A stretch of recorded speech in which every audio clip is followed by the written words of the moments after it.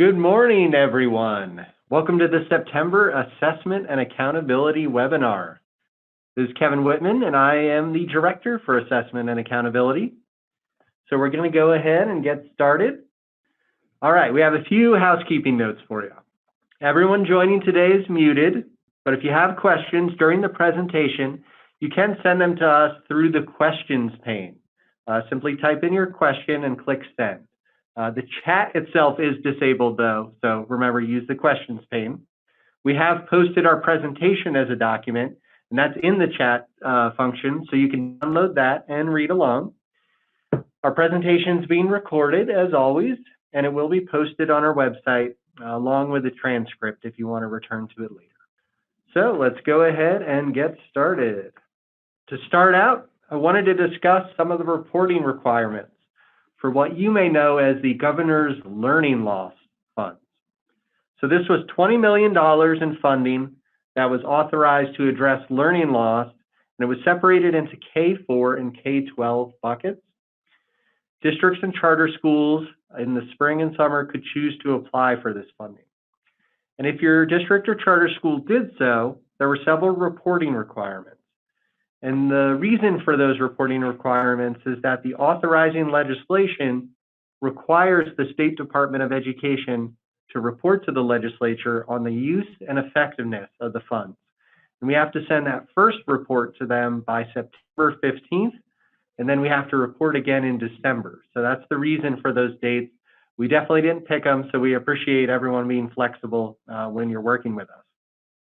So in terms of these September requirements, students who were supported over the summer using those learning loss funds should participate in the fall IRI by September 10th.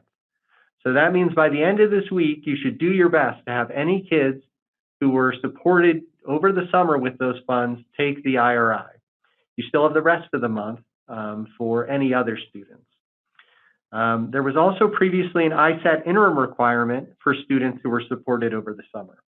But we did get flexibility to waive that requirement for the fall, so you don't have to worry about that right now. Finally, there is a separate reporting form that has metrics such as the number of students supported by credit recovery programs. Our curriculum and content team sent that out to superintendents and charter administrators for LEAs that applied to receive the funds, and they sent that out last Thursday. And that form is due back by the end of this week as well. Looking forward in December, we're going to have another reporting period. As of right now, the ISAT interims, the IRI, and the reporting form requirements are all in place for December, but that would again only apply to supported students who received interventions using those K-4 or K-12 funds. And as we get closer to that time period, we'll share some more information. I also wanted to thank everyone who registered for our fall conference. Registration is now closed, and we have our dates and locations on this slide. One thing we wanted to announce, though, is that we're also going to have an online session for individuals who can attend or who may not feel comfortable being in a larger group at this point. So we're still scheduling that session, but we're anticipating it'll be sometime in early to mid-October. And we're really excited to talk with you. It's a new format for us. We're actually traveling with the content and curriculum team and some colleagues from the special education department. We want to help build out those connections between assessment data and instructional practice. And this is an exciting opportunity for us to do that with you. I will now wait for questions before turning it over to IDAPA. So I'll give everyone about 30 seconds if there are any questions that come in. Okay, let's turn it over to IDAPA. Good morning, everyone. This is IDAPA, the Accountability Coordinator. Appeals review is on hold due to processing delays in the IDAA participation status file. We'll notify the submitters once the processing resumes. As we discussed during the appeals webinar, there are no consequences associated with missing the 95% target this year. However, please feel free to contact me if you have any questions or concerns. In the meantime, proficiency data have been posted on our website for your information. Please review your cohort members and their graduation status. With the August IC submission, your graduation rate data should be finalized, except for those need to be appealed during the appeals window. That's all I have. Do you have any questions? I will wait for 30 seconds before pass it on to Paul. There is a question.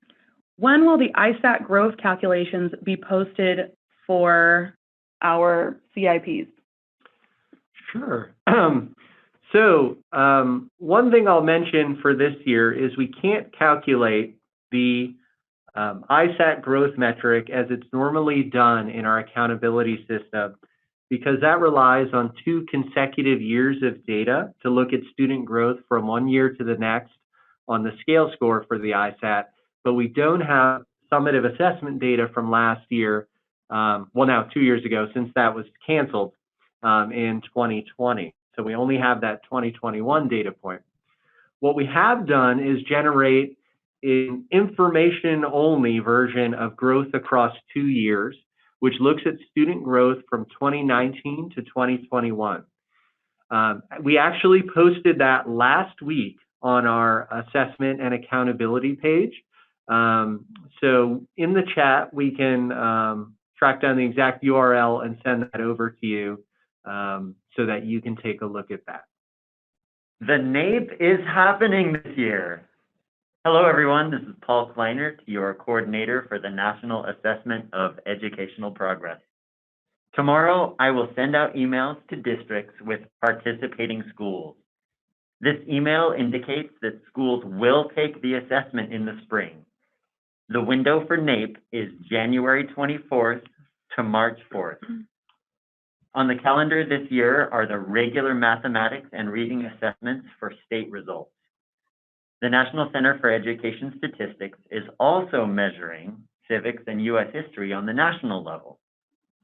NCES is also doing a pre and post test because they had data immediately before COVID with age 9 schools. They are repeating the age 9 test this year. This might give some very valuable insight to learning loss or gain that may have happened during the pandemic. I look forward to working with everyone this year. Once again, we'll give a little time for questions. Good morning. This is Andrew Bennett, your English Language Proficiency Assessment Coordinator at the department. And I'm here to give you some ELPA updates and some reminders to kick off September. So yearly certification is now required for all Access for ELS assessments and WIDA screeners. District test coordinators should ensure that all test administrators are certified to administer the specific English language proficiency assessment prior to their administration. District test coordinators can view completed trainings within the WIDA Secure portal under the Manage icon in the upper right-hand corner of the landing page. To start the certification process, test administrators will need a WIDA Secure portal account to gain access to trainings, tutorials, and certification quizzes. New test administrators should contact their district test coordinator or the WIDA Client Services Center to have a WIDA Secure portal account created for them. Okay, WIDA Screener for Kindergarten has now replaced Kindergarten WAPT as Idaho's English Language Proficiency Screener. WIDA Screener for Kindergarten is given to potential English learners enrolling in kindergarten and first semester grade 1. As a reminder, this change took effect on August 1st of this year. The screen out criteria for each enrollment period is listed in the table below. Please note that potential English learners enrolling into first semester kindergarten need only complete the integrated listening and speaking domains. Test materials, training, certification quizzes, and detailed information about how to administer the screener can be found on the WIDA Secure portal. A few ELMS enhancements were made to accommodate the newly adopted WIDA Screener for Kindergarten and to enhance the overall use capabilities of the English Learner Management System as a tracking tool. WIDA Screener for Kindergarten has been added as WIDA KG under the test type field and should be selected when entering in student information and WIDA Screener for Kindergarten scores. As of August 1st, 2021, a child's home language survey is required as an upload in the English Learner Management System at the time the screener scores are recorded. ELMS will not allow screener scores to be recorded until the child's home language survey is updated. This particular enhancement allows all Idaho districts the ability to review a parent's original home language survey responses. Once the submit button is selected, ELMS will automatically assign an L status based on those scores submitted. The third enhancement allows users to upload an attachment under the notes section. An updated version of the English Language Support Services identification procedure for use during extended school closures has been posted on the ELPA webpage. The procedure outlines how districts may conditionally identify children for English language support services prior to being formally screened face-to-face. This procedure should only be used when districts cannot hold a face-to-face screening of a child's English language proficiency. Two tools are available to use to get a better understanding of whether a child would be eligible for LIEP services. These are the WIDA remote screener and the student remote interview. Once schools reopen, provisional ELs are required to complete either the WIDA screener for kindergarten or WIDA screener online or paper to verify LIEP eligibility.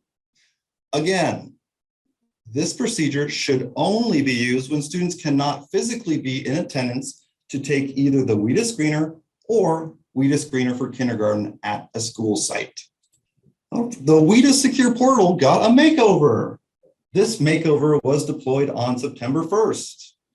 You can learn about what's changed and what didn't by visiting the redesigned WIDA Secure Portal coming September 2021 webpage. You may also view the recorded webinar, get familiar with the redesigned WIDA Secure Portal QA webinar from Tuesday, August 10th by accessing it within the WIDA Secure Portal for more details. Probably the best way to see what has changed is to log in and explore. On June 24th, DRC released the annual DRC Insight Secure application and Central Office Services service device installers to WIDA AMS. It is strongly recommended that districts update the latest version of both the DRC Insight Secure application and the Central Office Services service device before you begin testing this year. The DRC Insight Secure application is the secure web browser testing interface, which must be installed on a district's testing devices. If your district configured the DRC Insight Secure application to automatically update, no action is needed to be taken by your technology staff. If your district configured the DRC Insight Secure application so that automatic updates are turned off, the technology coordinator needs to update every testing device so it is running the most up-to-date version of the secure application. Technology coordinators can find all the information on how to ensure the district's technology components are ready by visiting the technology coordinator page on the WIDA Secure Portal. Software downloads and configurations are done through WIDA Assessment Management System. There are many opportunities to learn how to best serve our multilingual learners via the WIDA Secure Portal. All Idaho educators are invited to join a number of professional development workshops available within the WIDA Secure Portal for free. Here is a list of the e-workshops available for the 2021-2022 school year. And remember, the e-workshops are for everybody. I want to highlight the WIDA ELD Standards Framework, a collaborative approach professional development offering, because it does a nice job of outlining the enhanced instructional resources that are now available in the WIDA ELD Standards Framework 2020 edition. As a plug, the new edition does a very nice job of connecting content to language and gives the users many useful tools to enhance content-driven language instruction in all classrooms. Again, all district staff can participate in the self-paced professional development workshops. Within the WIDA Secure Portal, district test coordinators can create new accounts for personnel who don't already have a WIDA Secure Portal account and assign the WIDA self-paced professional learning package. Or if a staff member already has an account, the self-paced professional learning package permission set can be assigned under the Manage Users header, which is found under the Manage header in the upper right-hand corner of the landing page. Examples of where to assign these permission sets are on the right-hand side of your screen. The WIDA ELD standards were released on December 18th of 2020 and now can be viewed on the WIDA website. The State Department of Education proposed to adopt the 5 English language development standard statements as Idaho's ELD standards. The Idaho State Board of Education voted to approve the standard statements on August 26. Districts are encouraged to review the WIDA English Language Development Standards Framework 2020 edition as a tool to enhance educators' understanding of how to promote a content-driven language approach within their classroom. Final approval will be left up to the Idaho State Legislature during the 2021-2022 legislative session. This is a snapshot of the important 2021-2022 access dates. If you have any questions about these dates, please do not hesitate to reach out. The IDAPA webpage on the SDE website has been updated. Users can find updated IDAPA content outlining before, during, and after the administration of an English language proficiency screener or summative assessment. The site has an updated overview of the different IDAPA types, has quick links to the necessary assessment portals, test manual links, and required IDAPA trainings. If you are new to the world of IDAPA or are a veteran, the updated IDAPA webpage has something for everyone, so check it out. IDAPA training webinars have been posted on the IDAPA webpage and can be found under the Trainings tab. This year, the SDE will be hosting monthly webinars focused on providing timely assessment information, updates, and resources that will help administrators successfully navigate the implementation of the various English language proficiency assessments. Each SDE webinar allocates a dedicated period of time for participants to ask questions or clarify policy. The webinars will be a great opportunity for district schools and teachers to collaborate on specific challenges and make connections with other districts across the state. So please join us. There's one today at 12 o'clock. So that you don't miss any of these trainings or webinars throughout the year, all webinars are listed on the IDAPA webpage under the Trainings tab and can be automatically imported to your calendar by following these steps. After finding the webinar section under the Trainings tab, select the title of the training webinar you are interested in attending, select the green Save button, select the calendar you use at your district, and save that calendar date. We look forward to seeing you there. I would like to open myself up for some questions. While we wait for some IDAPA questions, there was a NATE question that got added on last minute. Will district test coordinators also receive a list of schools selected on Thursday? Yes, definitely. I will CC district test coordinators based on the most recent IC upload. I have a list of district test coordinators ready to go. Thank you. We will wait a little bit longer for IDAPA questions. And there are no IDAPA questions. Let's go to ISAT with Chandler. Hi everyone, Kevin Chandler here at the Department with a few updates for ISAT. Just a quick reminder that Cambium Assessment Inc., our testing vendor for ISAT, has performed a significant cosmetic update to the Idaho portal. The URL for the Idaho portal is the same, idaho.portal.cambiumast.com, so be sure to check it out. The Idaho SDE wants your feedback. We have designed and published a survey that asks for your opinions on the support that is provided by us, the Idaho SDE Assessment and Accountability Department, and our various test vendors. The thoughts and opinions garnered in this survey will help us tailor the support we provide to Idaho's educators. The survey is available now and is linked on this slide. If you have already submitted feedback, thank you. Only one submission is necessary. The survey will close on September 13th. Student performance data from the Spring 21 ELA and Mathematics Summative ISATs are in reporting. In order to access that data, you will first log in. You must change reporting time period. So in the upper right-hand corner, click on My Settings, then click on Change Reporting Time Period. That will allow you to rewind the clocks and see Spring 21 summative data.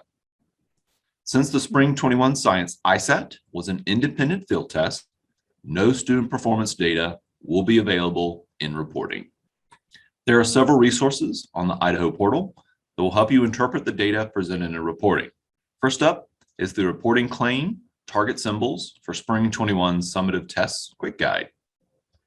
This handy resource models the meaning of the proficient and weaker strong symbols, and also gives you a potential interpretation of what each combination of those symbols can mean. There is also the Reporting and Scoring FAQ. In addition to answering frequently asked questions about reporting and scoring, it also graphically illustrates the ELA and math scale score ranges and achievement level cut scores, which you can see here. A lot of helpful information are in these resources, so be sure to check them out.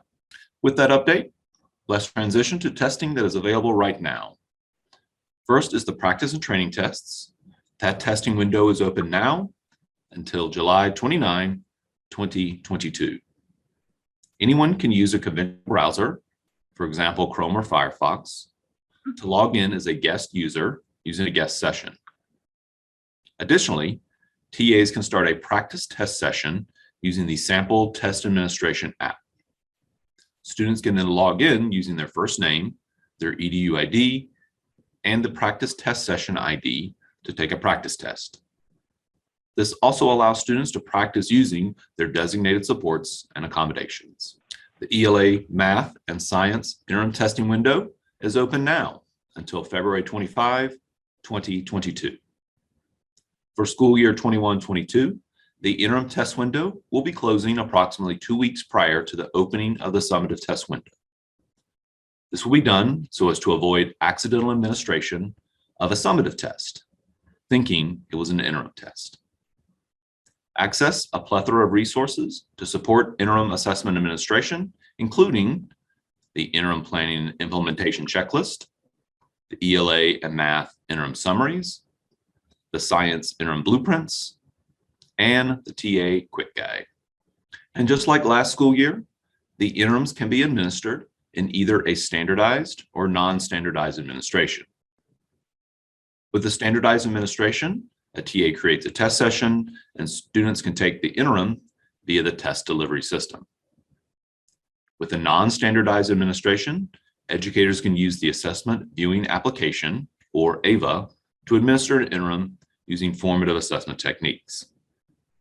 Students can log in and take an interim using the secure browser installed on their workstation, or access the remote interim testing site available on the Idaho portal. Students can use a conventional browser to access the remote interim testing site in order to take an interim. Up next is TIDE. TIDE has rolled over into school year 21-22.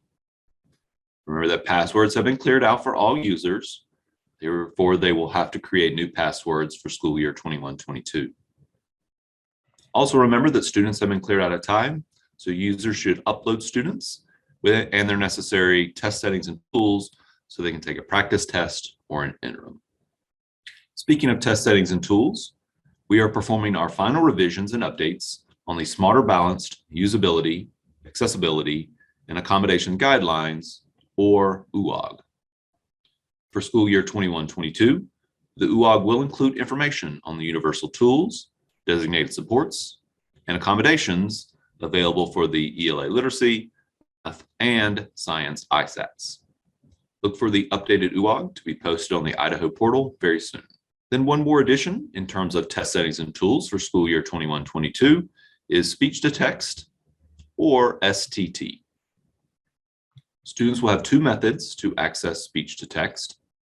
First is with the embedded STT in the test delivery system. The embedded speech to text is based on the Google platform. Then there's also third-party software programs. See the Assistive Technology Manual for Windows and Mac OS on the portal for a more detailed breakdown of acceptable third-party speech-to-text apps. Just a few more updates.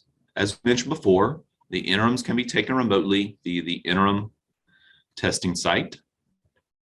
However, looking forward to the summatives, the Idaho SDE is still working internally to solidify a plan for the availability of remote summatives. And that decision-making process also goes for the use of adjusted blueprints. Recall that in school year 2021, all students were administered tests according to adjusted blueprints. As of today, the Idaho SDE is still considering whether to go back to a full blueprint for ELA and math summative ISATs. As soon as those decisions are rendered, we will let you know. Any questions for ISAT? We have a couple. How can we provide input or feedback on the new student export file from TIDE? The export file now has different columns and is missing important demographic information that used to be exported. You can certainly email me about that, and we can contact Cambium Assessment, or you can contact the Cambium Help Desk as well in order to start a help desk ticket. Thank you. Somebody is saying that they are unable to find the reporting and scoring FAQ on the Idaho portal. Do you have that link handy, Chandler? I know we are working very closely with Cambium in order to update the resources section, Idaho portal. Perhaps that FAQ might have kind of fell off the resources. I'll double check with them to make sure that it is posted. Okay, thank you. Is there documentation on the functionality of the new embedded STT option? Is it suggested for students to practice with this as with the non-embedded programs? Yes, so first, the Assistive Technology Manual for Windows and Mac OS, that provides information as far as the speech-to-text functionalities, either embedded or not. And then, yes, we do encourage the students to be able to practice with those. So setting up those accommodations, or properly setting those accommodations in TIDE, and then either using a practice test or an interim in order to allow the students to practice using that. Thank you. One more. What is the best practice for loading students? It seems we are still seeing a few students that are no longer on our rosters. Do we delete all the students and their supports, then reload all current students and their supports or accommodations?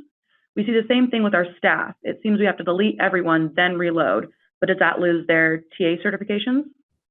Well, there's a lot packed into that one.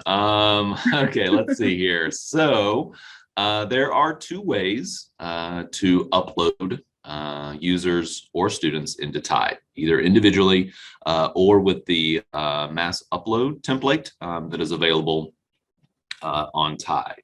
The SDE doesn't have like a prescribed method to do that. Usually when you have several users or several students, we would recommend the mass upload spreadsheet, but again, that's up to you. Then, of course, working with the students' educators, referencing their IEPs and or 504 plans to make sure that every test setting pool is properly set before uploading them is good. But if you can't do that, of course, uploading all your students and then individually editing them is also a proper way to do that as well. Thank you. And then a few more. We have a comment. I want to say that I love having the test settings export now. However, like the other participant, I depend on the demographic information as well. It'd be really nice to have both sets of information export. Gotcha. And yep. then, yeah, thank you for that comment. You can definitely also call the Idaho Help Desk and start a help desk ticket as well. And we can work with Cambium Assessment, see if we can get that information exported as well. Thank you. Mm-hmm. One last one for now. Are there plans to have Cambium sync with SIS like iStation does? That is an excellent question. In fact, I got one of those yesterday. We are constantly interfacing with Cambium Assessment to make improvements to their systems. That is one idea that's been floated, and we'll continue working with Cambium to see if that is in the realm of possibility. And that is the last question for now. Thank you. Sure thing. Thank you. All right. Thanks everyone for all your questions. Now I'll throw it over to Maureen with some IRI updates. Thank you, Chandler. Hi, everybody. This is Maureen, your ELA and Literacy Assessment Coordinator with some IRI updates. As Kevin Whitman already mentioned, the testing window for the Idaho Reading Indicator is August 2nd through September 30th. If your district or charter school receives the governor's K-4 learning loss funds, fall IRI testing for students supported using these funds must be completed by September 10th. Remote administration for the fall IRI has been approved. iStation has developed a new way to enable remote testing. By default, the IRI is visible and set to screen automatically each month for progress monitoring purposes. ISIP configuration allows for ISIP visibility to be controlled for all grade levels or specified for a specific grade. If adjustments are needed to ISIP visibility for specific students based on accommodations or for virtual students, please access the iStation User's Guide or the IUG and follow the step-by-step directions to set up remote administration. Make sure to click on the ISIP options for hybrid campuses. And as a reminder, the legislature passed a new bill over the summer. Senate Bill number 1006 now states in Section 33-1806, Reading and Literacy Assessment, Line 4, that the administration of the state K-3 assessment is to be done in the local school districts by individuals chosen by the district other than the regular classroom teacher. In other words, for the mandatory fall and spring administration of the IRI, a trained individual other than the classroom teacher must administer the IRI. Online training vignettes can be found on our website. Thank you for attending the kickoff training sessions for IRI with iStation in August. I'm happy to announce that there will be more professional development opportunities for IRI with iStation coming soon. Dates, times, and registration links will be emailed to district testing coordinators in the coming weeks. Please be sure to look out for an email, and if you can't make the days and times that are offered, please still register. A link with the training recording will be sent to the email address you registered with for the training. If you have read the IRI Test Administration Manual, or TAM, for the 21-22 school year, you may have noticed that there is very little information about how students with significant cognitive disabilities will access the IRI assessment this fall. We had originally hoped the IRI SDD work group would have completed its work with specific guidance, and it would have been included in the IRI TAM. However, we were unable to complete this work. As in past years, teachers have flexibility in how they assess early literacy skills for this very special population of students for this fall's IRI test administration. Students can participate in the IRI in the following ways. Students can take the current IRI using accommodations outlined in the current IRI TAM. Two significant accommodations for students with SDD include turning off the timer and using the web-based IRI instead of the app. Students can also take an alternative early literacy assessment. Teachers can administer a published early literacy assessment, such as Core Phonics or Acadiance Reading, or the teacher can administer a teacher-made early literacy assessment. Teachers are not required to submit scores from alternative early literacy assessments to the Idaho State Department of Education.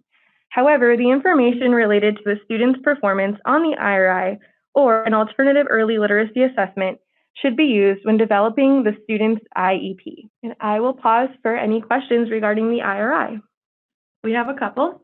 First, for the learning loss funds, is the goal still 95% completion by September 10th? Hi, this is Kevin Whitman. I'll jump in on that one. The goal would be for all students who were supported over the summer using those learning loss funds to participate by the 10th. So all the students would be participating if you can. But again, we know it's a difficult time, so we just ask that you do your best. We're not going to do an official participation calculation on that group of students. There's no penalty or anything like that. We just ask that you do your best. Thank you. Next question. Will the December learning loss assessment fall under the new legislative directive, no teacher administration of the IRI? Yes. For that administration, we would ask you to make sure that it is administered by someone other than the teacher. It is not explicit in the legislation that way, but to make sure there are no questions that puts the teacher in kind of a difficult situation. So if you can have someone other than the teacher administer that one, it is helpful, even though it is not explicit in the legislation that way. Thank you. Is participation rate of 95% required for the fall IRI? All students do have to participate in the fall IRI. So there's not a 95% participation requirement. It would be all students in K-3. Thank you. And that is it for IRI questions for now, but we'll wait a little bit longer for any follow-ups. All right, and with that, I'll pass it over to Ayaka. Hi, everyone. I'm back. Ayaka, the College Entrance Exam Coordinator. September CEE newsletter has been posted on our website. If you did not receive it, have misplaced it, or deleted it, the CEE newsletter is not subscription-based. If you are identified as DTC, District Test Coordinator, or CEEC, College Entrance Exam Coordinator, in the IC program contact file, or if you are one of the coordinators identified in the College Board intake form, you received the newsletter. If you don't know why you didn't get it, please follow up with your IC person or update your contact via the College Board's intake survey, which I'm going to talk about in the next slide. So here are some key points included in this month's newsletter. The first one is intake survey, peer contact list. I had many schools for which the intake survey was not completed by the deadline. Without updated contact info, your school will not receive necessarily information in a timely manner. If you are a district test coordinator, please check the peer contact list to make sure your school has responded to the survey. Please note that the peer contact list is updated bi-weekly and it has not been updated since August 31st. That is, your coordinator may have already submitted it between now and then. The next one is order registration for the fall PSAT and MSQT. PSAT and MSQT order and registration are due on the 15th. Please note that the participation in PSAT and MSQT is optional, and the STE only covers the administration cost of 10th grade PSAT. Satisfaction survey results have been posted. We really appreciated your honest and helpful feedback. We analyzed the data and created an improvement plan for ourselves. Please take a look if you're interested. And the last one is graduation and participation requirements. As I discussed earlier, the participation in PSAT and MSQT is optional. But if your school wants to participate, you must order materials by the 15th of this month. The CEE graduation requirement is still in place for the class of 2022 and 2023. That is, a student must take SAT or ACT to graduate unless the student meets the exemption as outlined in the Idaho administrative rule. Students with an IP can also take AccuPlacer to fulfill this requirement in lieu of SAT or ACT. Over the years, many told me to get rid of it, to get rid of the requirement, but some told me just to keep the money and the assessment. I'm here to support whatever the board decides with your input. The State Board of Education will post the proposed rule for public comments on October 7th to forever remove the CEE graduation requirement. We will be able to share more information in the next webinar. Do you have any questions? We had a follow-up question for the fall IRI participation. Okay. If we don't meet the 100% for fall IRI participation, is there an appeals window? Will we need to identify and explain why any student without a score did not participate? Hi, this is Kevin Whitman again. There is no penalty if you don't test all students, and there is no appeals process because there is not a penalty associated with that. Under the Idaho Code, all students are supposed to participate, and so that's a legal requirement for students to be tested in grades K through 3 on the fall IRI. And it's also important for districts to be able to have that information so that you can develop appropriate literacy plans for students throughout the rest of the year. And also there's funding attached with fall IRI if students are not reading at grade level. So there's also an important kind of financial reason why a district may want to make sure all students are tested. Thank you. And that was the last question, but we will wait a little bit longer for any follow-ups. Okay, so our next webinar is going to be at 10 a.m. Mountain Time on Wednesday, October 13th. You can find links to register for the webinar or to review our past webinars at our Assessment and Accountability Resource Center. And you can also register for the upcoming webinars using the link on this slide.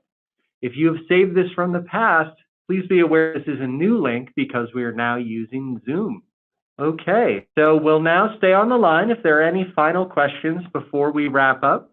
And again, as always, we'll make sure to post the questions and answers to the webinar that you have shared with us today and that we've answered when we post the recorded webinar as well. So all Q&A material will be available along with the webinar itself.